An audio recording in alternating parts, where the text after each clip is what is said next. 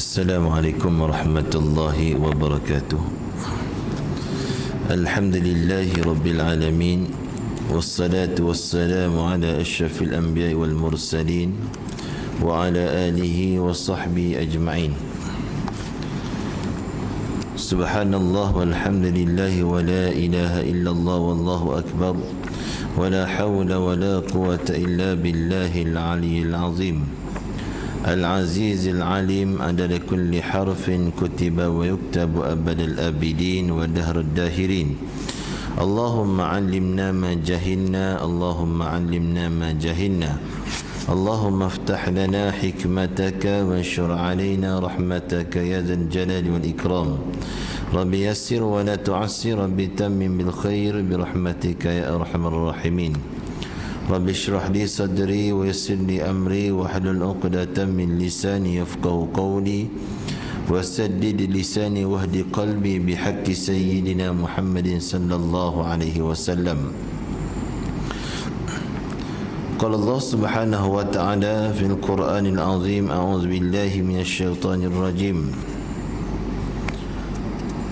بسم الله الرحمن الرحيم. والعصر إن الإنسان لفي خسر إلا الذين آمنوا وعملوا الصالحات وتواصوا بالحق وتواصوا بالصبر. صدق الله العظيم. Alhamdulillah, mina sama-sama kita menyatakan kesyukuran kepada Allah Subhanahu wa taala dengan limpah kurniaan serta taufik hidayah yang diberikan oleh Allah Subhanahu wa taala kepada kita, dapat kita berkumpul pada malam ini sama-sama kita berada di dalam majlis yang mulia, jadi majlis ilmu. Mudah-mudahan kita mendapat redha dan keampunan daripada Allah Subhanahu wa taala insya-Allah. Hadirin muslimin muslimat yang dikasihi Allah Subhanahu wa taala, bersyukur kita kepada Allah kerana diberi peluang oleh Allah Subhanahu wa taala kepada kita. Bukan semua orang diberi peluang oleh Allah Subhanahu wa taala. Kita dipilih, kita diberi peluang oleh Allah Subhanahu wa taala berada di dalam satu majlis ilmu yang mana majlis itu yang dihadiri, yang didatangi oleh seluruh para malaikat-malaikat Allah Subhanahu wa taala.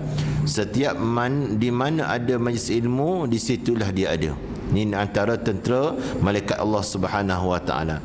Bukan sahaja dia berada duduk serta dengan di dalam majlis ilmu, bahkan dia berdoa kepada orang yang hadir, orang yang duduk di majlis ilmu, walaupun seketika, walaupun sekejap, dia seorang hamba tadi akan mendapat doa daripada malaikat dan tentera Allah Subhanahu wa taala. Doa malaikat tidak akan ditolak oleh Allah sekali-kali. Bahkan apa yang didoakan oleh malaikat maka dimakbulkan oleh Allah Subhanahu wa taala. Sebab itu kata baginda sallallahu alaihi wasallam, kalau kamu melihat di mana ada majlis ilmu, maka berhentilah seketika walaupun sekejap, kata Nabi, kerana di dalam majlis ilmu itu ada keampunan daripada Allah Subhanahu wa taala. Hadirin muslimin muslimat yang dikasihi lagi sayangi Allah Subhanahu wa taala, kerana kita sekarang sudah berada di bulan Zulkaidah, sudah berada pada 12 Zulkaidah. Sebelum ini kita bertemu dengan Ramadan, berbagai bentuk keadaan kebaikan yang kita lakukan di dalam bulan Ramadan. Bulan Ramadan kita melakukan salat tahajud. Di dalam bulan Ramadan kita baca Al-Quran sehingga khatam 30 juzuk Al-Quran dalam masa sebulan. Di dalam bulan Ramadan juga kita buat segala kebaikan di dalam bulan Ramadan, sedekah, sebagainya.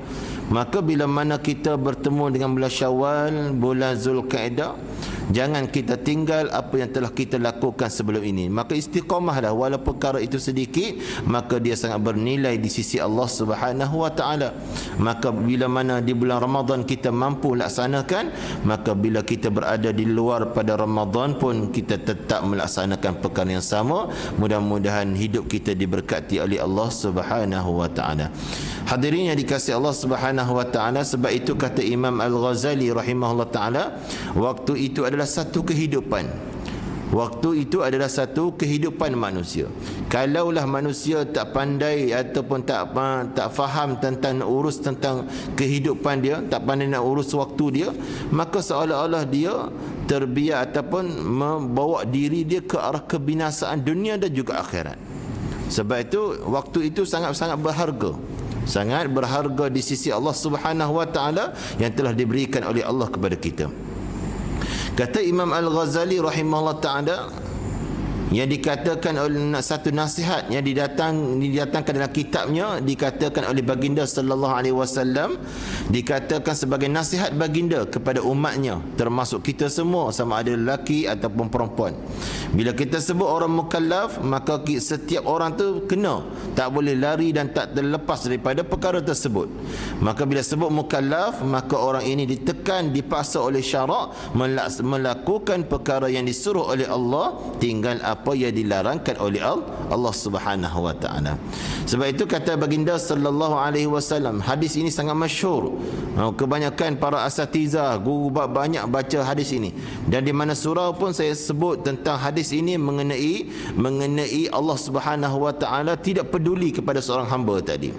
Maka oleh kerana itu, bila mana kita dah dengar sedikit sebanyak tentang yang dikatakan ataupun nasihat baginda, maka kita ambil pengajaran, mengambil iktibar, mengambil pengajaran untuk diri kita supaya kita menjadi manusia yang baik, manusia yang terbaik di dunia. Bukan saja baik di dunia, bahkan kita mendapat kesejahteraan, kemuliaan dan keberkatan oleh Allah di hari yang tidak ada manusia yang dapat memberi bantuan kepada kita kecuali Allah dan Nabi kita Muhammad sallallahu alaihi wasallam.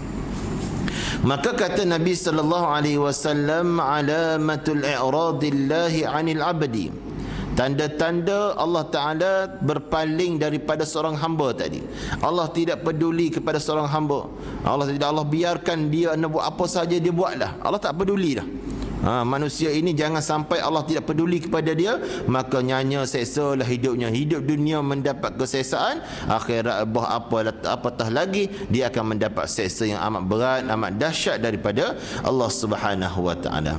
Maka oleh kerana itu kata Nabi sallallahu alaihi wasallam, tanda-tanda ataupun alamat-alamat Allah Taala tidak peduli kepada seorang hamba tadi, ishtighaluhu bima la ya'nihi, mana seorang hamba tadi, mana dia selalu mengerjakan atau membuat sesuatu perkara tidak mendatangkan manfaat langsung dalam hidup dia. Kita bila mana diberi akal oleh Allah, pemikir yang waras, maka kita berfikir, adakah benda yang kita laksanakan, perkara yang kita lakukan itu bersangkut paut dengan syariat, bersangkut paut dengan hukum hakam Allah, maka dia akan menjadi satu manfaat, satu kebaikan bagi diri kita. Maka itu tidak ada masalah. Kalau kita buat satu perkara menyebabkan kita tak dapat apa-apa manfaat daripada apa yang kita buat, dan tidak ada manfaat langsung, tidak disuruh oleh agama, oleh syarak, maka kita kena bersiap sedia, berhati-hati. Yang dikatakan oleh Nabi sallallahu alaihi wasallam, maka itu tanda Allah tidak peduli kepada seorang hamba tadi. Sebab itu katakan para hukama, beri pandangan mereka. Para hukama ni, antara kata-kata hukama ni adalah kata orang bijaksana, orang pandai. Para ulama ni, dia kata apa? Khairul mawahibil aqlu. Ni kata dia. Kata-kata para hukama dia sebut apa? Sebaik-baik pemberian ialah akal kita. Bila akal kita guna untuk kebaikan, maka dia akan jadi baik. Kalau kita guna akal untuk mengikut hawa nafsu yang jahat, maka dia akan jadi jahat. Sebab tu kata para hukama, khairul mawahibil aqlu, mana sebaik-baik pemberian ialah akal diberi oleh Allah Subhanahu wa taala. Kalau kita guna akal kita mengikut hawa nafsu yang diinginkan, mengikut apa yang dilarang oleh Allah kita lakukan, maka itulah menyebabkan sebodoh-bodoh manusia hidup di dunia dan sejahat-jahat manusia di hari akhirat nanti. Sebab tu kata para ulama lagi, dia kata apa? Wa syarrul masaibil jahlu, dan sejahat-jahat kecelakaan adalah sebodoh-bodoh manusia di dunia dan sejahat-jahat manusia di akhirat. Bila akal diberi oleh Allah, dia guna untuk mengikut hawa nafsu, mengikut apa kehendak dia nak dalam kemewahan, kesukaan, kegembiraan dunia, sedangkan dia tidak melihat keadaan kesudahan yang bakal dia pergi tidak akan dikembalikan oleh Allah, iaitu hari akhirat. Kalaulah manusia ada fikiran untuk semata-mata hidup di dunia, dia tak fikir kepada akhirat, maka inilah kata para hukama, wa syarrul masaibil jahlu. Ni kata para hukama, dia kata mana inilah sejahat-jahat kecelakaan, ialah kebodohan yang ada pada seorang manusia tadi. Ni kata, sebab tu dia kata lagi, la khaira fid dunya illa rajulain, mana tidak ada kebaikan dalam dunia ini kecuali malaikat bagi dua orang saja. Ini kata para hukama. Tidak ada kebaikan di dunia kecuali ada dua saja. Dua orang manusia saja yang akan mendapat kebaikan dunia dan mendapat kebaikan akhirat. Ini dikatakan oleh para hukama. Para hukama ni orang bijak, pandai, orang bijak, bijaksana, pandai dalam menyebut sesuatu perkara supaya kita boleh berfikir dengan akal yang diberikan oleh Allah Subhanahu wa taala. Ini dikatakan oleh Rasulullah, maka kalaulah kita ini melakukan perkara yang tidak mendatangkan manfaat langsung dalam hidup, maka ingat, kita boleh fikir dengan akal kita, maka itulah perkara yang tidak dipedulikan oleh Allah. Bila Allah tak peduli kepada kita, seperti mana kekayaan istidraj panggil, Allah Taala bagi apa dia nak, dia bagi, akhirnya pemberian itu ada kemurkaan Allah.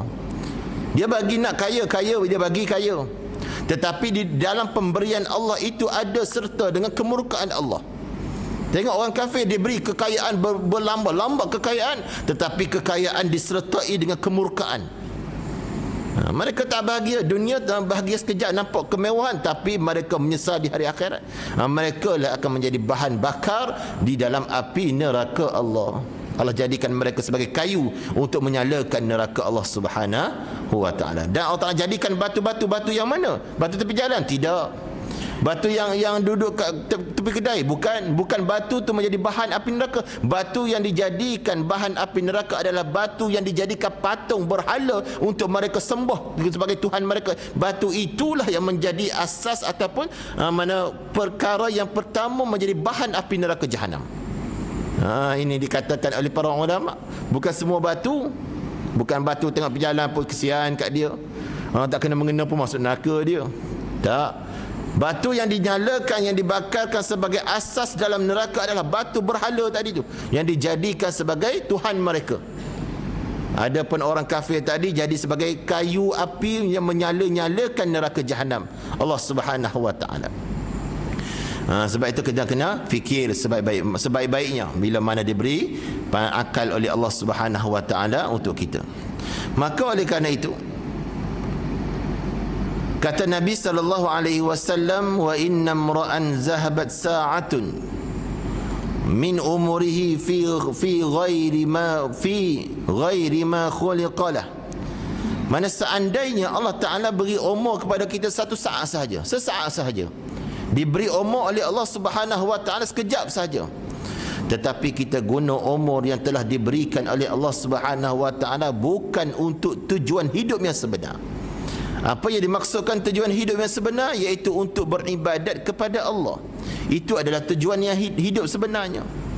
Bila kita diberi kemewahan, diberi umur panjang oleh Allah, maka kita guna untuk menjauhkan diri kita kepada Allah, menjauhkan lalai diri kita dengan Allah. Maka inilah sejahat-jahatnya manusia hidup di dunia.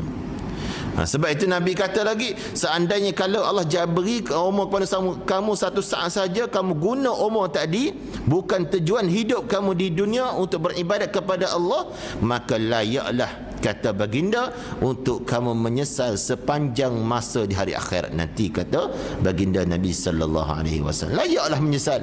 Menyesal dunia tak apa.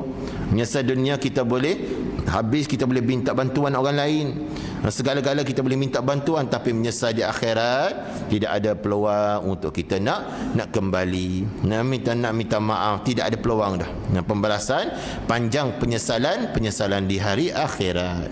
Menyesal di sana, tidak ada seorang pun tidak akan dikembalikan oleh Allah Subhanahu wa taala.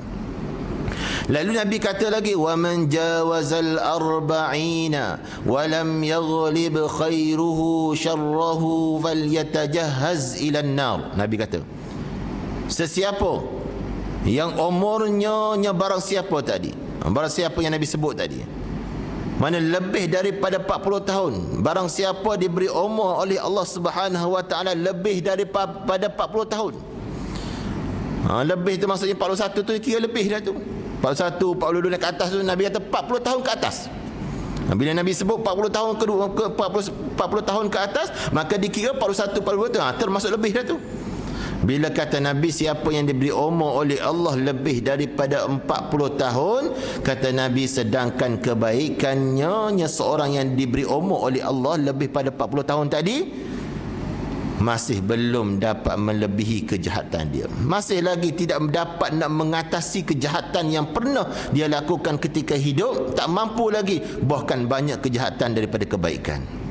Kalaulah seandainya ada perkara ini berlaku di atas diri individu seseorang tadi, maka kata Nabi, falyatajahhaz ilan nar, maka layaklah ia seorang tadi yang diberi umur oleh Allah lebih pada 40 tahun mempersiapkan diri untuk memasuki ke dalam api neraka Allah. Ini dikatakan oleh Rasulullah. Apa dikatakan oleh baginda Nabi kita Muhammad sallallahu alaihi wasallam. Maka kata Imam Al-Ghazali, sebenar sekadar ini, mana apa yang dikatakan oleh Imam Nabi kita sallallahu alaihi wasallam sudah cukup. Sudah cukup untuk kita menjadikan satu nasihat, satu pendoman, satu pengajaran bagi kita supaya kita lebihkan, banyakkan melakukan kebaikan dan ketaatan kepada Allah. Itu sebenarnya. Sebab tu kata para hukama tadi yang saya sebut awal-awal, la khaira fid dunya illa rajulain. Artinya mana? Tidak ada kebaikan dalam dunia melainkan bagi dua orang sahaja yang ada pada diri mereka. Yang pertama, kata para hukama, rajulin aznaba dhunuban fahuwa yadaraku dzalika bitaubatin. Ini pertama. Yang kedua, wa rajulin yusari'u fil khairati. Dua golongan ini mereka akan berjaya, mereka akan bahagia dunia akhirat. Siapa yang dikatakan oleh para hukama tadi? Tidak ada kebaikan dalam dunia kecuali dua orang manusia. Seseorang bila mana dia mengerjakan perbuatan ataupun dosa, terus dia melakukan taubat tanpa menangguh-nangguhkan taubat kepada Allah. Bila dia buat kesilapan kepada Allah, dia rasa berdosa, dia rasa salah, dia rasa silap dengan Allah, dia terus bertaubat, tidak tunggu masa pencen, tidak tunggu masa senang baru nak bertaubat, tidak. Dia buat je salah, maka dia minta ampun kepada Allah Subhanahu wa taala. Ni orang yang berjaya, dikatakan oleh para hukama.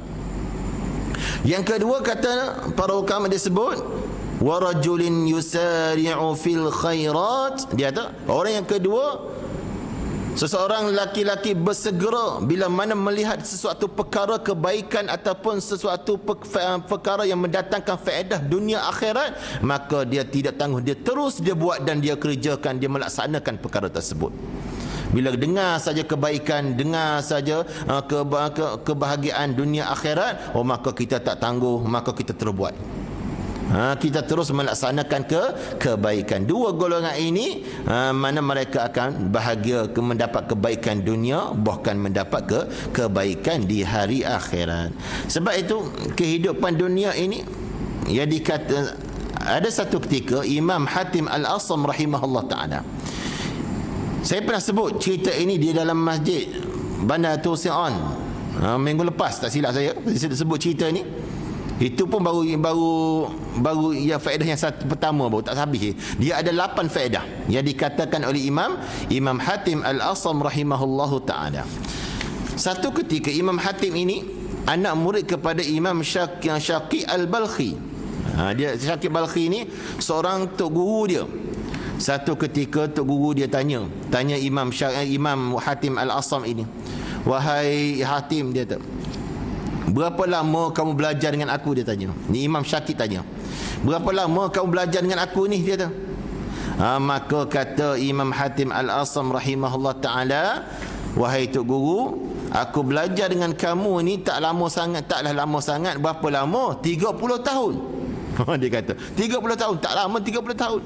Kita mengaji 4 tahun nak sampai 5 tahun 6 tahun tu pun sakit pinggang dah. Geliat dah, kadang tu pun kadang tak habis lagi. Ulama-ulama dulu mereka belajar sehingga berpuluh-puluh tahun. Antara tegur-tegur saya yang baru saja meninggal 2 tahun lepas, nama dia Haji Harun di Kelantan. Dia duduk pondok saja, bukan duduk pondok mengaji lah maksudnya, bukan duduk tidur kat pondok tak. Duduk di pondok belajar selama 50 tahun. Mengaji sahaja 50 tahun. Sebab tu kalau kata guru kami dulu, kalau orang nak jadi mufti ni, nak jadi mufti, layak bagi dia jadi mufti, dia kena khatam kitab I'anatul Talibin 15 kali baru dia boleh jadi mufti. Kitab I'anatul Talibin ni kitab bahasa Arab 4 jilid, tebal. Kena habiskan 15 kali mengaji baru boleh jadi mufti. Layak bagi dia jadi mufti. Oh ni tak hebat dia.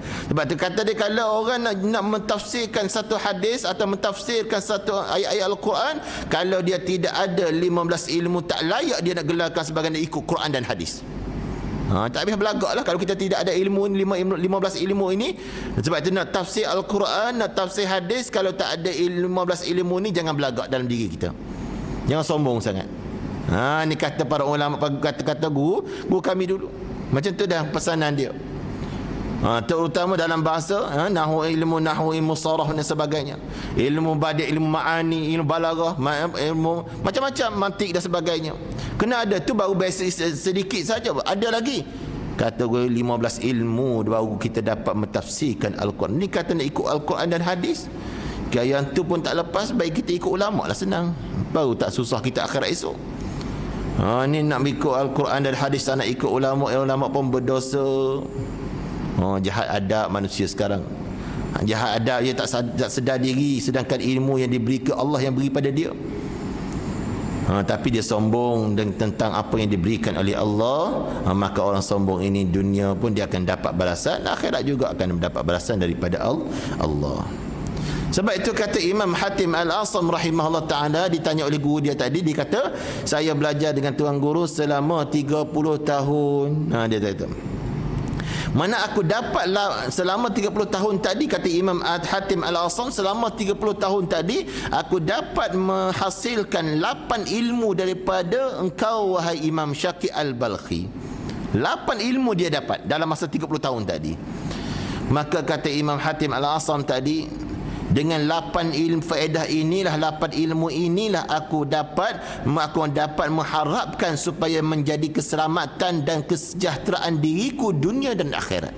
Ini kata Imam Hatim Al-Asam rahimahullah ta'ala. Dia tanya satu persatu. Lalu Imam Syakir tadi tanya, apa yang kamu dapat wahai Hatim? Yang kamu dapat tu 8 perkara. Imam Hatim pun mula cerita satu persatu. Yang pertama dikatakan oleh Imam Hatim rahimahullah ta'ala, dia kata, sesungguhnya aku telah melihat kepada makhluk-makhluk yang ada sekitar sekeliling aku ini, sama ada di sebelah kanan, depan, belakang, atas, bawah. Aku melihat, lalu aku mendapati, aku jumpa di kalangan makhluk-makhluk ini, bagi setiap makhluk ini mesti ada benda yang dia kasihi dan dia sayangi. Ini kata Imam Hatim Al-Asam. Aku melihat dunia ini, aku tengok setiap orang, setiap benda mesti ada benda yang dikasihi. Tak mungkin hidup di dunia tak pernah kasih pada seseorang. Tak mungkin hidup di dunia tak pernah kasih pada sesuatu benda. Mesti ada sesuatu benda ataupun seseorang yang dikasihi, disayangi. Ini kata Imam Hatim Al-Asam rahimahullah ta'ala. Maka ketika itu, dan aku melihat pula, sebenarnya aku melihat juga di kalangan makhluk ini bahawa ada sebahagian daripada sesuatu yang dikasihi tadi, ada benda, sesuatu benda manusia sayangi tadi tu, hanya duduk bersama dia, teman dia ketika sihat sahaja. Bila sakit tinggal. Ada teman, ada seorang, ada kekasih, dia hanya teman kekasihnya yang tadi, hanya sampai ketika mana, ketika teman dia ataupun kasihnya itu ketika sihat. Bila sakit dia tinggal. Tinggal begitu sahaja, tidak peduli langsung.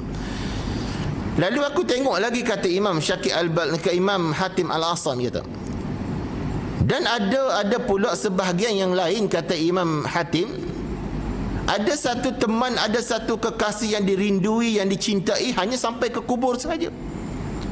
Rindu, kasih, cinta di dunia, sampai ke kubur terus balik. Kadang-kadang sampai pintu kubur je. Ada setengah yang sedih sangat tu, sampai di atas kubur masuk. Tak jenguk, tengok sekejap. Lepas tu bila dah tutup, dah habis dah, mula keluar daripada kubur, balik ke rumah. Ada Imam Hatim kata, ada sekadar itu sahaja yang dikasihi, sekadar sampai di pintu kubur terus balik. Tidak masuk bersama dengan kekasih dia. Dan ada sebahagian yang lain, kata Imam Hatim Al-Asam rahimahullah ta'ala tadi, maka dia tinggal ketika mana dihantar teman dia sampai, atau kekasihnya sampai ke kubur, dia tinggal, teman dia balik, sehingga seseorang kekasih tadi tinggal seorang diri di dalam kubur tadi. Ni kata Imam Hatim Al-Asam. Maka dia pun terus berfikir. Dia kata, dia selepas dia tengok keadaan berlaku di hadapan mata dia pun berfikir. Fikir dengan pemikir, akhirnya dia kata apa? Aku buat kesimpulan yang terakhir. Kalau dalam kitab bahasa lama dia panggil pendek. Pendeknya bukan orang pendek. Bukan si Ibrahim pendek tak. Bila sebut pendek maksudnya kesimpulan daripada cerita yang disebut sebentar tadi. Dia nak buat kesimpulan, nak buat dalam masa cerita tentang satu kisah ini, lalu nak buat kesimpulan apa yang dia dapat dalam kisah yang dicerita tadi. Maka dia pun fikir, akhirnya dia buat satu kesimpulan bahawa dia kata sebaik-baik kekasih ialah kekasih yang setia. Sebaik-baik kekasih ialah kekasih yang setia, yang mengeringi kekasihnya sehingga ke dalam kubur, dan duduk di dalam kubur menjadi penghibur dia, menjadi teman dia, menjadi rakan dia, menerangi kubur dia. Ini sebaik-baik kekasih. Ini kata Imam Hatim Al-Asam tadi. Dan tidak ada kekasih yang sanggup, yang bersedia nak buat sedemikian itu. Imam Hatim kata tak ada seorang pun yang sanggup nak buat perkara tersebut. Sampai ke kubur nak tidur dengan kekasihnya dalam kubur, kekasih dia meninggal, dia duduk kat situ juga, tak ada balik. Tak ada seorang pun yang sanggup, seorang kekasih nak buat sedemikian perkara itu. Tak ada. Maka kata Imam Hatim, selain daripada kekasih yang akan bersama kita ialah amal yang saleh. Itulah yang akan bersama kita. Itulah amal. Bila sebut amal, satu kerja, satu pekerjaan. Bila sebut soleh, satu pekerjaan yang baik. Itulah yang akan menjadi teman kita, menjadi sahabat kita, menjadi kekasih kita, menjadi rakan rapat kita, menjadi dialah yang akan menerangi kubur kita saat kita berada di dalam kegelapan alam barzakh. Ini dikatakan oleh Imam Hatim. Mana ketika itu dia kata, sudah pasti ia tidak akan meninggalkan aku duduk keseorangan di sini. Ini kata Imam Hatim Al-Asam rahimahullah ta'ala. Kalau teman yang lain, orang yang dicintai, dikasihi, pasti dia akan balik, pasti dia akan tinggal. Tetapi kalau amalan ini, amalan saleh bersama kami, menjadi teman kami, sahabat kami, kaum keluarga kami yang qarib, yang dekat, yang hampir, maka pasti dia tidak akan tinggalkan kami berada keseorangan dalam alam barzakh. Sebab di alam sana kita sudah maklum, ramai para asatizah, guru-guru kita sebut bagaimana keadaan ini disebut oleh Allah, keadaan dahsyatnya neraka yang disediakan oleh Allah bagi orang yang derhaka. Seperti mana ayat yang Allah Ta'ala kata, ayat ni saya pernah baca bulan puasa itu, tak silap saya, tazkirah bulan Ramadan. Kalau ingatlah, tak ingat dah ustaz, dia nak masuk air haji dah ustaz, lama dah. Tak apalah, kita boleh terima alasan. Ayat ini bila mana orang nak bagi ancaman kepada orang yang derhaka kepada Allah ini, duduk di alam barzakh, diseksa oleh Allah, diazabkan oleh Allah. Allah Ta'ala kata dalam surah An-Nisa ayat 50-56, Allah Ta'ala kata, Innal ladhina kafaru bi ayatina sawfa nusnihim nara. Ini kata Allah, kullama nadijat junuduhum baddalnahum junudan ghayraha liyadhuqul adab. Allah Ta'ala kata, mana sesungguhnya mereka yang kufur, mereka yang derhaka kepadaku, kata Allah, berderhaka dengan ayat-ayat kami, kata Allah, kami akan masukkan mereka ke dalam neraka-Ku, kata Allah. Mereka akan dihumbangkan ke dalam neraka. Setiap kali kulit badan mereka dihangus, maka mereka hangus, dibakar oleh Allah, maka Allah gantikan dengan kulit yang baru. Bila mana hangus, Allah ganti dengan kulit yang baru. Hancur, Allah ganti yang baru. Sehingga kenapa Allah Ta'ala buat sedemikian itu? Sehingga liyadhuqul adab, supaya mereka betul-betul merasa azab yang disediakan oleh Allah Subhanahu wa ta'ala. Sebab itu tuan-tuan, waktu yang diberikan oleh Allah, waktu sihat kita, waktu yang diberi lapang oleh Allah, maka kita gunalah Guna sebaik mungkin. Kalau kita sudah terlambat, maka kita boleh, bila menyesal di atas perbuatan kita sebelum ini, kita boleh undur ke belakang, boleh buat lagi amalan yang lain. Menyesal di dunia tak apa, kita boleh ulang kembali. Boleh ulang kembali kebaikan sebaik mungkin, sebanyak mungkin kebaikan. Kalau menyesal di akhirat, tidak ada peluang akan nak mendapat kebaikan daripada Allah Subhanahu wa taala. Kecuali manusia yang kembali kepada Allah dalam keadaan dosanya setinggi gunung mana sekalipun, Allah tetap ampunkan dosa seorang hamba tadi. Tetapi perkara yang tidak akan diampunkan oleh Allah, walaupun sekecil-kecil dosa, kembali kepada Allah dengan membawa dosa syirik, maka tidak akan diampunkan oleh Allah. Mereka akan kekal di dalam neraka Allah. Bila kekal di sana, mereka dapat rasa bagaimana ketaranya, sesanya azab yang disediakan oleh Allah Subhanahu wa taala. Ini dikatakan oleh para ulama, para hukama, supaya kita sebagai orang yang diberi akal yang sempurna oleh Allah, kita berfikir, kita renung kembali usia kita yang ada, usia kita yang diberikan oleh Allah Subhanahu wa taala. Adakah aku dapat melakukan kebaikan ini lebih daripada keburukan? Sebab itu Nabi kata, ittaqillah haitsuma kunta. Nabi kata, ittaqillah haitsuma kunta. Bertakwalah kamu kepada Allah di mana saja kamu berada. Wa atbi'is sayyi'atal hasanah. Dalam masa sama kamu bertakwa di mana saja kamu berada, maka kamu iringilah perbuatan jahat kamu, iringi dengan perbuatan yang baik.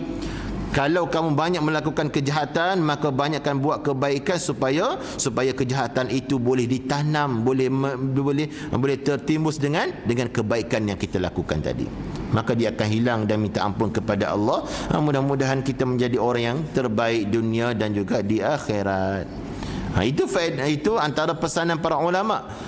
Jadi faedah yang kedua yang dikatakan oleh Imam Hatim Al-Asam rahimahullah taala, yang kedua dia kata, bila Tok Guru dia tanya ni apa yang kedua, dia kata, aku melihat sekalian makhluk ni sentiasa mengikuti hawa nafsu dia. Dia tengok, aku melihat keadaan makhluk yang ada sekitar ini, ramai manusia mengikut kehendak hawa nafsu mereka dan bersegera menunaikan apa jua yang dikehendaki oleh nafsu. Bila nafsu nak, dia terus buat. Dia tak pernah terfikir, tak pernah nak berdoa kepada Allah kenapa dia ikut hawa nafsu yang jahat tadi. Maka oleh kerana itulah Imam Hatim tadi pun bila tengok keadaan manusia ni yang banyak mengikut hawa nafsu dia, lalu dia pun memikir atau berfikir dengan satu firman Allah, satu dengan kenyataan yang Allah nyatakan dalam Al-Quran, ayat yang berbunyi, wa amma man khafa maqama rabbih wa nahan nafsa 'anil hawa fa innal jannata hiyal ma'wa. Ini ayat ni. Bila mana Imam Hatim tadi melihat keadaan makhluk ni yang sentiasa mengikut hawa nafsu dia, mengikut kehendak nafsu tadi, dia pun ingat dengan firman Allah, dan adapun orang yang takut, wa amma man khafa maqama rabbi, adapun orang yang takut nak berhadapan, nak berdiri di hadapan Tuhan nanti. Dia rasa takut, bagaimana aku nak berdiri di hadapan Allah ni, nak jawab di hadapan Allah nanti ni, bagaimana keadaannya. Dia kata, wa nahan nafsa 'anil hawa, dan ia menahan nafsu dia daripada mengikut kehendak apa yang dia nak. Dia takut nak berhadapan dengan Allah. Kalau kalau takut nak berhadapan dengan Allah, jangan kamu tahan diri kamu, nafsu kamu, supaya jangan buat perkara yang dilarang oleh Allah. Maka Allah Ta'ala kata, fa innal jannata hiyal ma'wa, maka dijadikan baginya, mana syurga tadi, sebagai tempat tinggal yang akan dia tinggal buat selama-lamanya, adalah syurga Allah Subhanahu wa taala. Ini adalah keputusan yang terakhir yang diberikan oleh Allah kepada hamba tadi. Maka bila mana Allah Ta'ala nyatakan dalam Al-Quran, siapa yang takut nak berdiri di hadapan Allah, ditanya oleh Allah, jangan ikut hawa nafsu. Bila ikut hawa nafsu tadi, itulah menyebabkan dia akan dihumbangkan ke dalam neraka Allah Subhanahu wa taala. Sebab itu tuan-tuan hadirin dikasihi Allah, lalu dia pun berfikir, mana dia daripada pemikiranku, dia kata, Imam Hatim kata terhadap ayat ini, dia ayat yang dibaca sebentar tadi, dengan ayat ini aku berfikir, maka timbul satu keyakinan. Timbul satu keyakinan dalam hatiku, ni kata Imam Hatim tadi, bahawa Al-Quran itu adalah benar apa yang dikatakan oleh Allah. Sebab Al-Quran tak boleh nak ragu-ragu. Walaupun satu kalimah, walaupun satu ayat, tak boleh nak ragu. Tak boleh kita betul tak betul, was-was, tak boleh. Tak boleh nak waham, nak zon, nak syak, nak wasakah, tak boleh.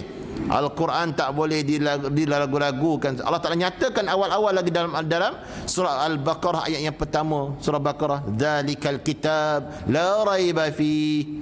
Awal-awal lagi Allah Ta'ala nyatakan. Jangan ragu-ragu dengan Al-Quran. Sebab ragu-ragu dengan Al-Quran menyebabkan dia kena mengucap kalimah syahadah kembali. Jangan main-main. Seperti mana saya cerita dulu dah, mengenai Isra' dan Mi'raj, mengenai perjalanan Nabi daripada Mekah menuju ke Baitul Maqdis. Kalau orang kata Nabi tak berjalan, Nabi tak pergi, neruh je Nabi pergi, neruh Nabi je. Allah Ta'ala sebut apa? Subhanalladzi asra bi'abdihi. Maha suci Allah telah perjalankan siapa? Hambanya. Tak ada dah benar orang lain. Bila sebut hambanya, yang ni kena kepada Nabi kita sallallahu alaihi wasallam. Asra bi'abdihi lailam minal masjidil haram. Allah Ta'ala jalankan Nabi pada waktu malam daripada Masjidil Haram ilal Masjidil Aqsa, sampai Masjid Aqsa. Kalau kita ragu-ragu dengan apa yang Allah Ta'ala firman, menyebabkan kita kena baharui kalimah syahadah kembali. Sebab itu jangan kita ragu-ragu. Sebab itu bila mana sesuatu perkara yang dikatakan para ulama, dikatakan oleh alim ulama, maka kita guna dan pakai, mudah-mudahan kita diselamatkan oleh Allah. Sebab itu Imam Hatim kata Al-Quran adalah benar, dan nafsu itu mesti dimusuhi, mesti diperangi, mesti dimusuhi sehingga dia tunduk kepada Allah Subhanahu wa taala. Nafsu ni kalau kita biarkan, kalau kita tak peduli, lama kelamaan dia pun tunduk kepada kita. Sebab akal kita jangan sampai akal dikawal oleh nafsu. Bila nafsu jahat dikawal, maka hati kita akan menggerakkan anggota tujuh. Bila sebut anggota tujuh, tangan, mata, kaki, telinga, hidung, mulut, sebagainya, itu yang dikatakan oleh anggota tujuh oleh Imam Syekh Abdul Qadir Al-Mandili di dalam kitabnya Penawar Bagi Hati. Itu tentang ilmu tasawuf. Itu penting sangat ilmu ni supaya kita nak bersihkan jiwa kita daripada kekotoran. Jiwa kita daripada kekotoran apa? Riak, sombong, takabur, ujub. Itulah kekotoran yang ada dalam jiwa kita. Kalau kita tak belajar ilmu ini, maka kita buat ibadat berasa bangga. Tengok aku boleh datang, orang lain tidur kat rumah, apa nak jadi? Kita akan pandang pada orang lain, begitulah keadaannya. Sebab apa? Kita tidak ada ilmu yang menyucikan jiwa kita daripada riak, daripada sombong, takabur terhadap amalan yang kita lakukan. Maka oleh kerana itu kita belajar menuntut ilmu. 3 ilmu ini wajib. Nak belajar ilmu apa, belajarlah. Tapi 3 ilmu ini wajib kita kena pelajari. Ilmu tauhid, ilmu fiqh dan ilmu tasawuf. 3 ilmu ini sangat penting, sangat cukup wajib bagi setiap manusia yang bergelar mukallaf. Kena wajib, kena belajar, kena tahu. Selepas nak belajar ilmu lain pun belajarlah. Tak dilarang oleh agama kita nak belajar. Tapi 3 ini syarat wajib, kena tahu. Kalau tak, balik awal ya. Sebab tu dalam kubur dia tak tanya banyak soalan, 5 soalan je ditanya oleh malaikat. Tapi tak boleh jawab 5 soalan tu, cukup dah makan tanah dah. Jilat cak dalam tanah dah. Tak boleh jawab 5 soalan tadi. Memadakkah kita hidup di dunia lama berpuluh-puluh tahun, balik akhirat kena seksa. Hidup lama di dunia gembira, bahagia, anak cucu sebagai ada semua, tapi balik akhirat nanti kita lah orang yang paling menyesal. Menyesal di situ dah buat apa lagi? Tak ada guna dah. Tak ada guna dan tak ada makna dah untuk kita nak kembali untuk minta ampun dan bertaubat kepada Allah. Mana di masa yang diberikan oleh Allah ini, gunalah. Guna sebaik mungkin. Mudah-mudahan masa ini menjadikan satu sebab untuk dekatkan diri kita kepada Allah Subhanahu wa taala. Sebab itu kata para hukama lagi, dikata apa? Laisa 'alan nasi min salasatin asya'a. Ini dikatakan oleh para hukama, tidak ada yang lebih membahayakan manusia. Ini kata para hukama ni. Tidak ada yang lebih membahayakan manusia daripada 3 perkara ini. Kenapa? Apa yang dikatakan? Yang pertama kata dia, tahammulil insani Ni saat 3 perkara kita ingat, kita dapat pegang, dapat letak dalam diri kita, cukup dah memadai. Memikul sesuatu ia tidak kuasa. Dia tak mampu nak buat, tapi dia nak juga. Dia nak juga, dia tak mampu. Dia tahu dia tak mampu, tapi dia nak juga. Ini kata para hukama.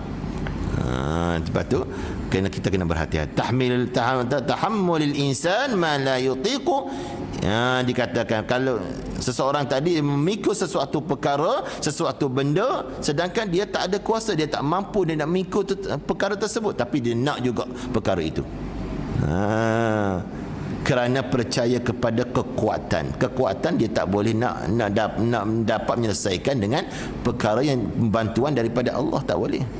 Kekuatan yang dia ada, nak buat dengan kekuasaan dia tetap boleh, tak mampu kalau tidak diizinkan oleh Allah.